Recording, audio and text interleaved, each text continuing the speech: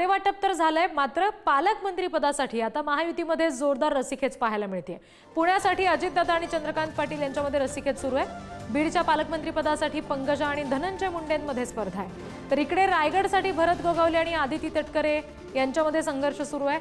संभाजीनगरच्या पालकमंत्री पदावर सुद्धा शिंदेच्या सेनेच्या संजय शिरसाट यांनी दावा केलेला आहे आणि अतुल सावे सुद्धा तिथे इच्छुक आहेत।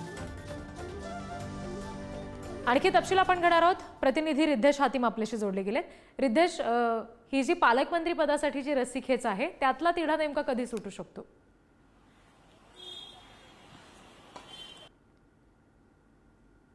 मंत्री बनवल्यानंतर कुठल्या मंत्र्याला कुठला खाता मिळणार या सर्व त्या गोष्टीची उत्सुकता होती। वाद देखील आपल्याला पाहायला मिळाला, रस्सीखेच देखील होताना पाहायला मिळाली। मात्र काल रात्री जेव्हा खाते वाटप झालं त्यानंतर आता नवीन वाद आपल्याला पाहायला मिळाले, नवीन रस्सीखेच पाहायला मिळाले की म्हणजे पालकमंत्री पदासाठी आपण पाहिलं तर पुणे असेल, पुणेमध्ये जे दोन्ही दादा आहेत ते आमने सामने, मग चंद्रकांत दादा असतील किंवा मग अजित दादा असेल, त्यानंतर बीडमध्ये पंकजा मुंडे असेल किंवा धनंजय मुंडे असेल। म्हणजे आपण पाहिलं की संभाजीनगरमध्ये देखील अतुल सावे किंवा संजय शिरसाट आपल्याला त्यांच्यामध्ये रस्सीखेच होताना पाहायला मिळणार। तर रायगडसाठी तटकरे असतील किंवा गोगावले असतील या दोघांमध्ये रस्सीखेच होताना पाहायला मिळणार आहे। त्यामुळे या संपूर्ण या रस्सीखेचमध्ये कुठल्या पक्षाला कुठल्या गटाला आपण पाहिलं तर पालकमंत्री पदाचा हे देखील पाहणं महत्त्वाचं असणार आहे। त्याबरोबर दुसरीकडे आपण पाहिलं मुंबईचं देखील पाहिलं, दक्षिण मुंबई असेल किंवा उपनगर असेल याचे देखील पालकमंत्री पदासाठी कोण दावा करणार आहे, कारण यामध्ये आपल्याला शिवसेना, शिंदेची शिवसेना आणि भाजप यांच्यामध्ये रस्सीखेच होताना पाहायला मिळणार आहे। येणाऱ्या दिवसामध्ये कुठल्या पक्षाला, कुठल्या गटाला कुठला पालकमंत्री पदाला